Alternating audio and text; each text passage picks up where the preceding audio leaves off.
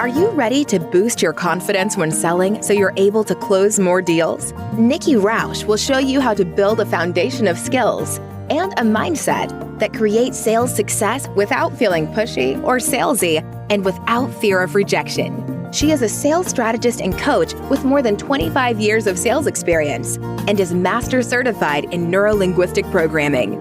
This is a radically different approach to selling. It's a no sleaze, no slime, and no stress approach to building your business. This is Sales Maven. Here's Nikki. Welcome and thank you for listening. This is your host, Nikki Rausch. I am here to offer you tips, techniques, and strategies to master that sales conversation. Today's episode, I want to talk about protecting your sales mindset. So first and foremost, what is a sales mindset? Well, to me, it's what's going to keep you going. It's what's going to allow you to pick up the phone or write that next email or put that next offer out or have that next consultation call that you go into it with a confidence and a sense of, I know where I'm going.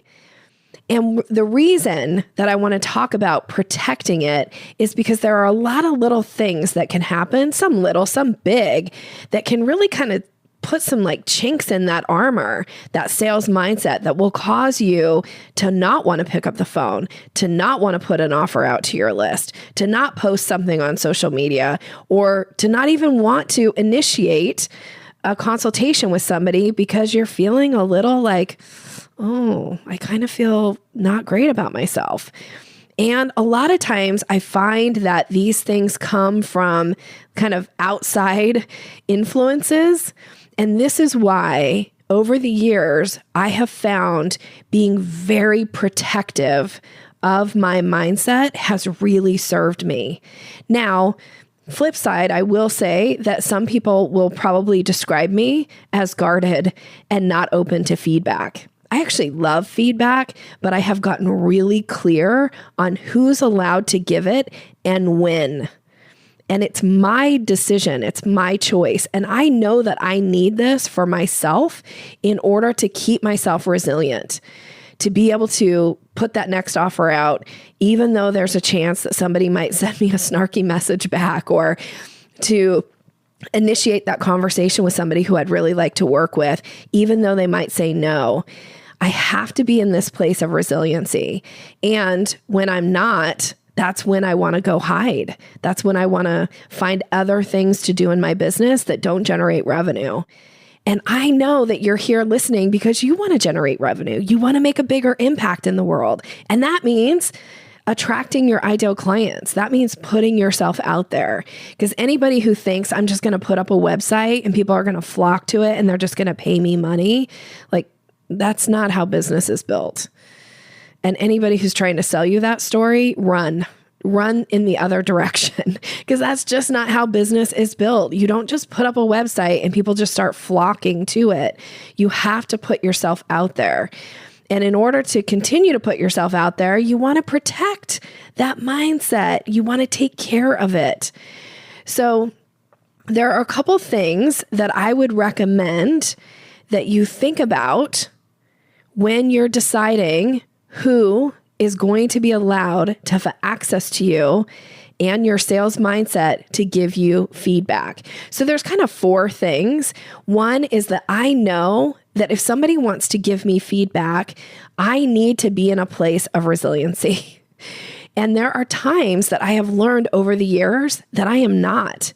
One of those places is at the end of a training. If I've given a training, that is not a time where I am open to feedback, because I've learned that when I get up and speak or when I get up and train, I feel very vulnerable. And that could be that's a part of my introvert, or maybe it's just this kind of innate shyness that I have, but I feel extremely vulnerable in the front of the room. And I'm happy to be vulnerable. I love the opportunity to be in the front of the room.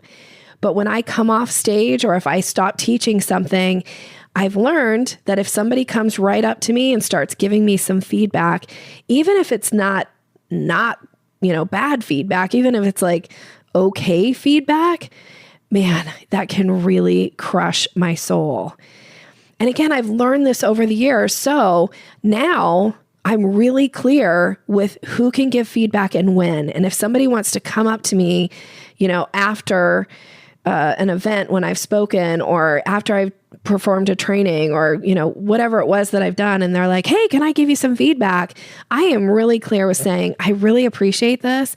Now is not the time, but I'd be happy to reach out to you when I do feel like it's a good time for me to hear it. Like, I'm really clear about that boundary.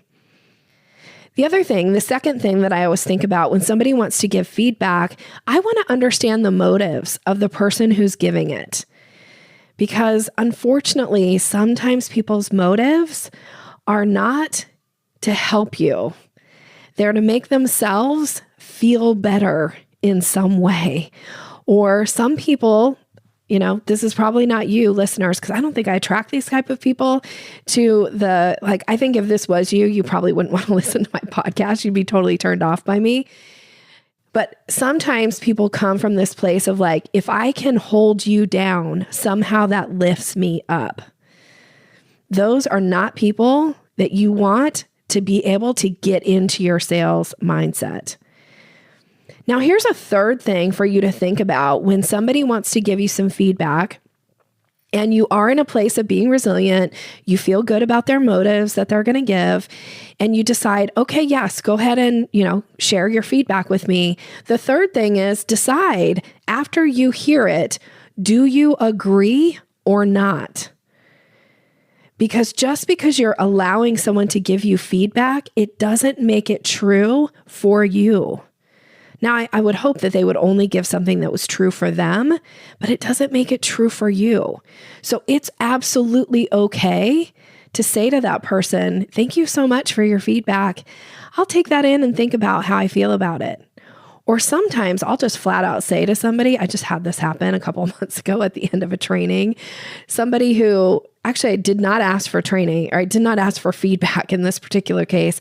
I asked a different question. They chose to answer my question in a way to give me feedback. And they said something that I absolutely did not agree with.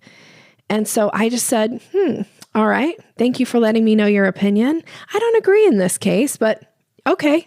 And then I just moved on, and they kind of tried to backtrack a little bit because I think they probably could tell I wasn't the happiest in that moment. I wasn't trying to break the relationship or break rapport, but at the same time, I let them know yeah, I disagree. That's okay. And then when you do agree, let's say that someone does give you some feedback and there's some part of you that does agree and you feel like, okay, yeah, that was good feedback for me. And yeah, I made a misstep here, or it didn't go the way that I wanted it to go. One of the pieces of advice that I often give my clients is I go, okay, so instead of beating yourself up, instead of bringing out the whip and just whipping yourself continuously because you made a mistake or you made a misstep or you weren't totally on that day for whatever reason, instead ask yourself, what will I do differently next time? Because now this is forward thinking. It helps you start to feel more resilient when you're like, okay, I'm going to take this feedback in, and then I'm going to move forward and decide how to make myself better for the next time. Because what's done is done. You probably can't fix it at this point. So it's okay to go, okay, here's the lesson. I'm going to move on from here. We actually have a rule in our house, kind of a rule. And it comes from my husband is a huge sports fan, and he grew up in the Bay Area, and he loves the Bay Area teams. And one of his favorite, he likes baseball, basketball, football, and hockey, right? And so our hockey team is the San Jose Sharks. And on the San Jose Sharks, they have this amazing hockey player. His name is Joe Thornton. We love him around here. And I remember my husband sharing a story that I think I'm hoping I'm going to remember this right, that there was an interview with Joe Thornton, who is one of the best hockey players in the league, and I'm sure will be nominated into the Hall of Fame. He's really that phenomenal. And he had been interviewed about how does he handle a loss? And I think it was after a playoff game or something. And he said, I give myself 30 minutes to kind of feel bad about it. And then I just move on. And so in our house, when things don't go well, we sometimes will say to each other, okay, you've got 30 minutes. Now, my husband happens to be a lot better at this than I am. Sometimes I need a little more than 30 minutes, but it's a good reminder for myself to not just sit and wallow in the bad stuff or the stuff where I've disappointed somebody or the stuff where I've disappointed myself. Because I have to be resilient so that I can pick up that next phone, make that next offer, and continue to grow my business and move it forward and make an impact in the world, the impact that I most want to make. And if I'm hiding because I'm too busy beating myself up for making a mistake, or I've let someone in and they've kind of like sprinkled their not nice stuff all over my sales mindset, that's not going to serve the world.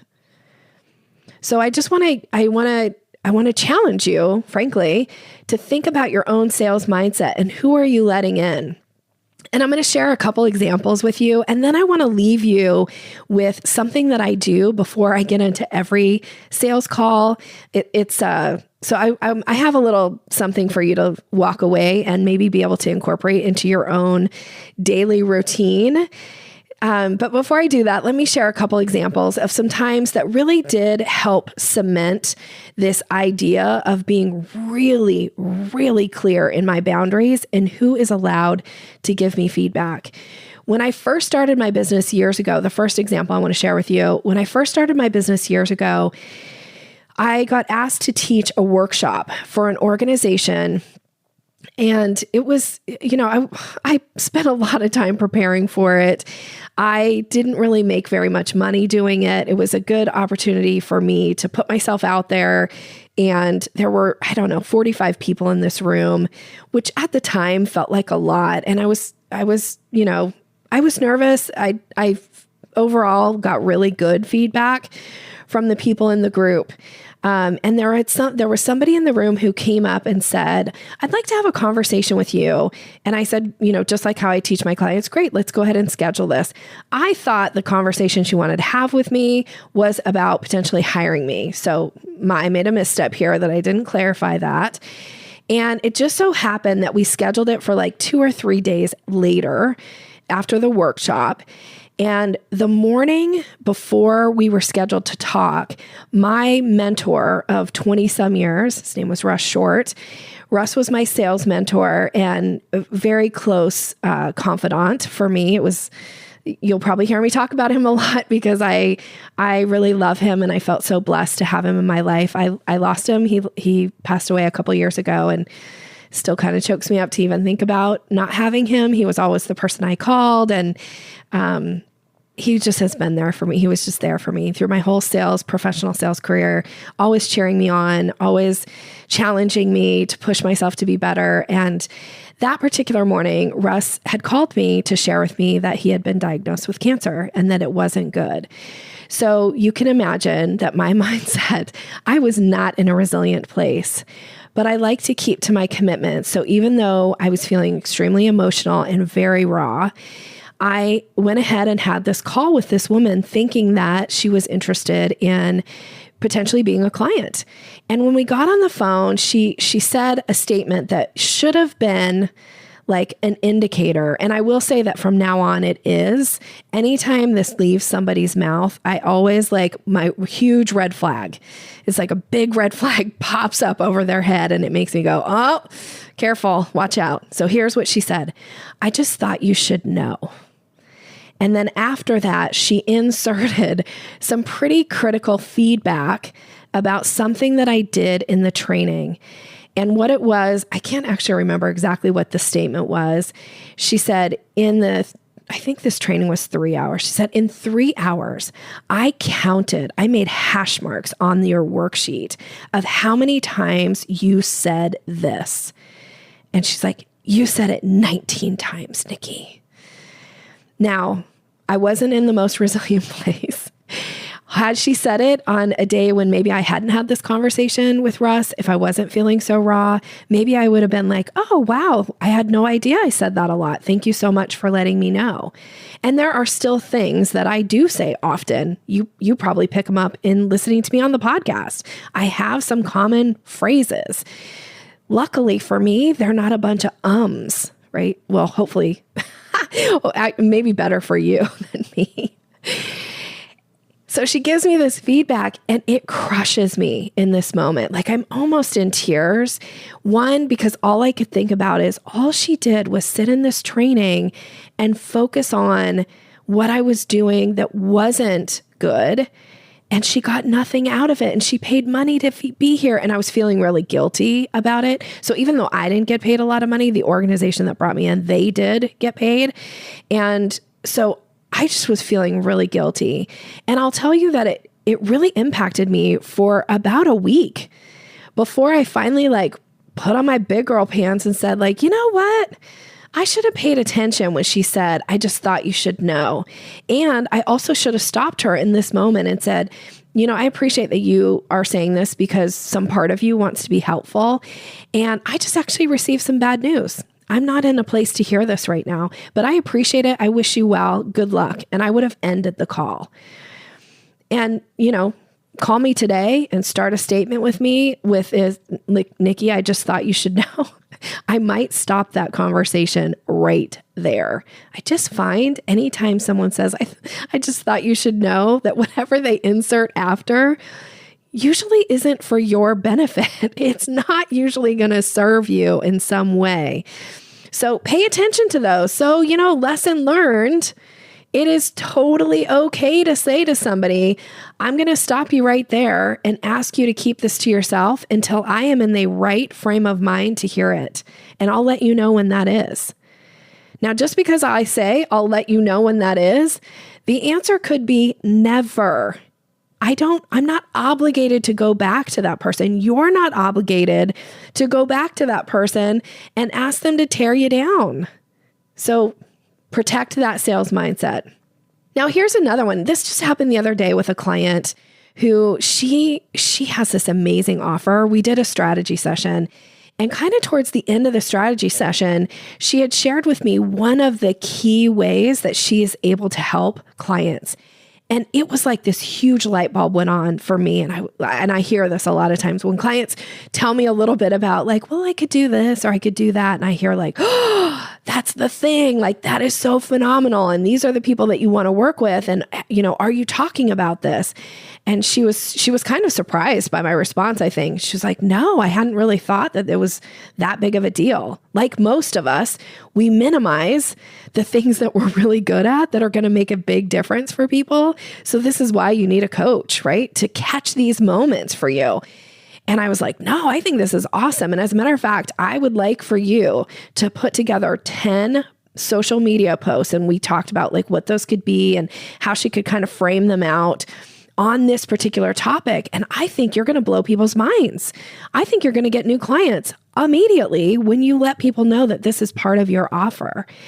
And she was like, okay. And then she said, but when I started my business, she's kind of new in her business. She said, when I started my business, I posted about my new business on my personal Facebook page.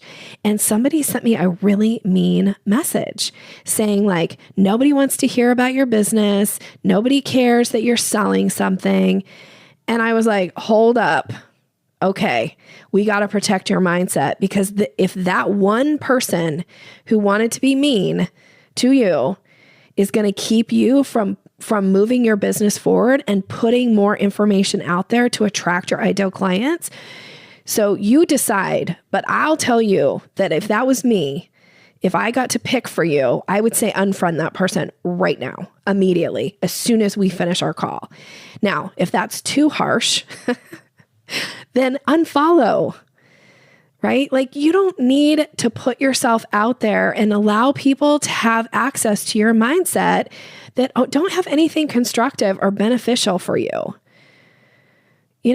That's the greatest, most beautiful thing about social media. You can unfollow me. You can unfriend me. Hey, you can unsubscribe from my list. I don't care. I'm here to grow my business. Now, do I think you should post only about your business on your personal page? No, I don't. As a matter of fact, I think you need to be strategic about how you do it and when you do it.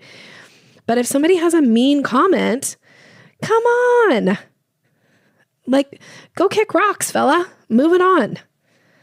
And here's one. I just got this actually this week. Somebody reached out to me in an email and said, would you please send me this download that I offer? And I thought, well, that's so weird because the email that she's forwarding it from, it's right there in the email. So I sent it to my online business manager. I'm like, hey, can you check this? Like, is there something going on with, like, why is she not getting this? And could you please send it to her? Because I always want to deliver, right? If you take the time to sign up to get something from me, I want to ensure that I'm keeping my commitments, that you get it. And so my online business manager sent back to me and she said, well, I just want you to see that she actually already unsubscribed from your list. Not only did she unsubscribe, but she left this note. And here's the note. I'm going to read it to you. She says, I don't want to be sold, all in caps, anything. Please stop sending me marketing emails. I do, however, want emails with tips and advice and articles about sales. That, capitalized, is why I signed up. Don't send, don't send me anything. And I was like, but here she's emailing me, asking me to send her something for free. She wants me to take her out of my system and then manually send things to her. Heck no, lady. Now, I don't engage. I will say the lesson that I learned with these people, I don't engage. What I do is I either, if in this particular case, she had already unsubscribed from my list, but anytime somebody sends me back a rude email to something that I send them for free, tips, techniques, the things that I send out, I've been writing a sales tip a week for over 5 years. People tell me that they archive them. They archive these sales tips because they find so much value in them. As a matter of fact, I have every one of them set up in the Sales Maven Society in a resource center, broken into categories for people. And I just had a woman recently tell me, she's like, I haven't even watched all the training in the Sales Maven Society because every time I just want a tip, I just go to the resource center and I just pick one and I'm like, oh, this is awesome. I love this. I'm going to go implement this into my business. So I know there's huge value in this. And I'm here, just like you are, building a business. And if you only want stuff for free and you don't ever want an offer, well, then you need a reality check, frankly. So anytime somebody sends me back a snarky message to one of my free tips, which does happen every once in a while, I actually have a list created in my email system. I'll either unsubscribe them depending on how snarky their response is. They either get unsubscribed so they'll never hear from me again. And that's my choice as a business owner. I get to decide, just like you do. You get to decide who gets access to you and who gets access to your brilliant content and your expertise. And if it's not super snarky, but it's not very nice either, then I actually have a tag. We tag people inside my list that says they don't get special offers. So if you want to hire me and you want to be a little bit snarky, you have to pay full price. Like, I'm really specific about this. This is a sales mindset, mostly because I don't want to work with people who aren't fun to work with.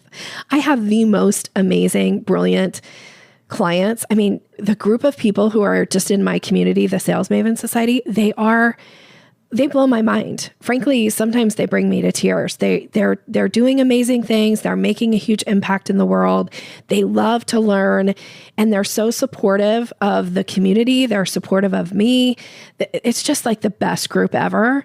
And I don't want to put anybody in my community that's going to knock anybody down. And if you're starting by knocking me down, what are you going to do to my community? So you don't get any special offers from me.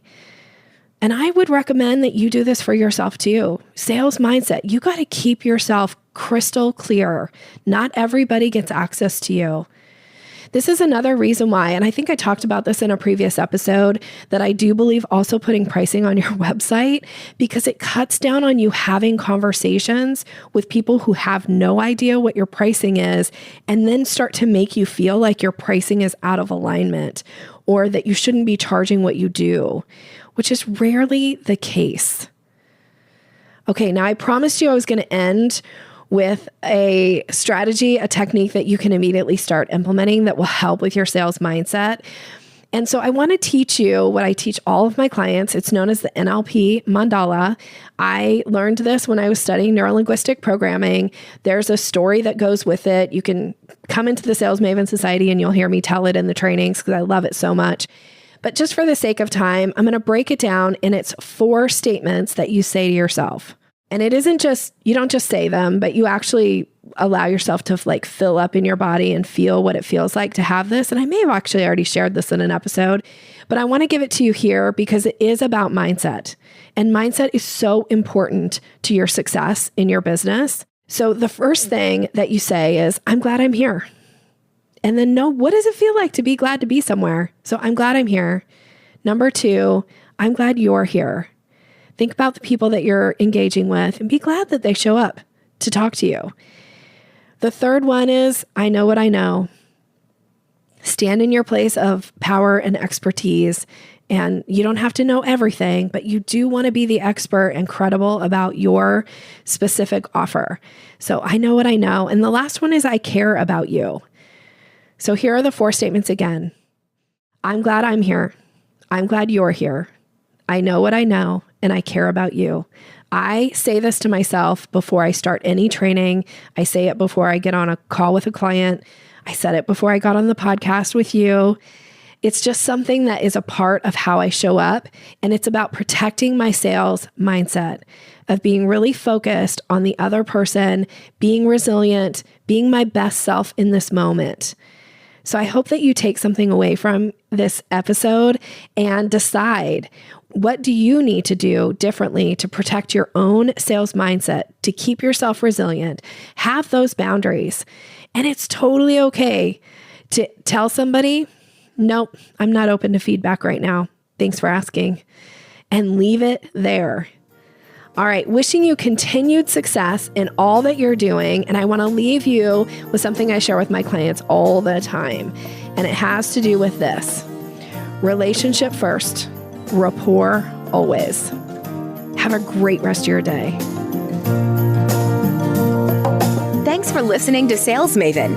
Visit us online at yoursalesmaven.com/maven for more resources to boost your confidence and skills.